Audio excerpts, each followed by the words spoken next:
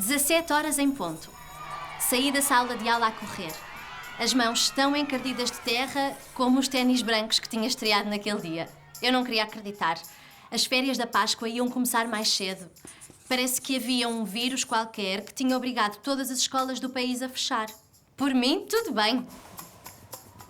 O barulho que fazíamos a correr em direção ao portão era tão ensurdecedor que a Dona Maria do Carmo, que habitualmente está na casinha de guarda à entrada da escola, levou as mãos aos ouvidos e disse qualquer coisa que só ela deve ter escutado. Enquanto corria ombro a ombro com a Leonor para ver quem era a primeira a cortar a meta, lembrei-me que assim que chegasse a casa ia avisar os avós de que naquela mesma noite ia pedir ao pai para me levar para a casa deles. Não valia a pena esperar pelo dia combinado, na semana seguinte. A escola fechou. O pai tinha de continuar a trabalhar e eu não podia ficar sozinha em casa, portanto... E em casa dos avós eu podia estar com as primas, que muito provavelmente estariam naquele preciso momento a gritar e a correr em direção a uma Dona Maria do Carmo, guardiã da casinha da entrada da escola onde elas andam.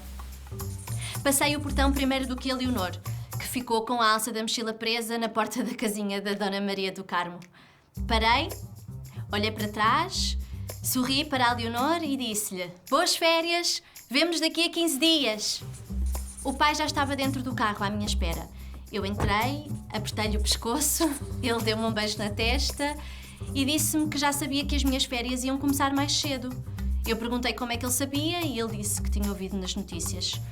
Mas ele não estava com um ar muito feliz. E, na verdade, eu não consegui perceber porquê. Eu já estava de férias. Ele podia levar-me mais cedo para os avós e aproveitar a calma da casa ao final do dia, estendido no sofá, com um pacote de bolachas numa mão, o comando da televisão na outra e o telemóvel estendido nos joelhos. "Vou ter de trabalhar a partir de casa e tu não podes ir para os avós", disse ele. Estávamos a 12 de março de 2020.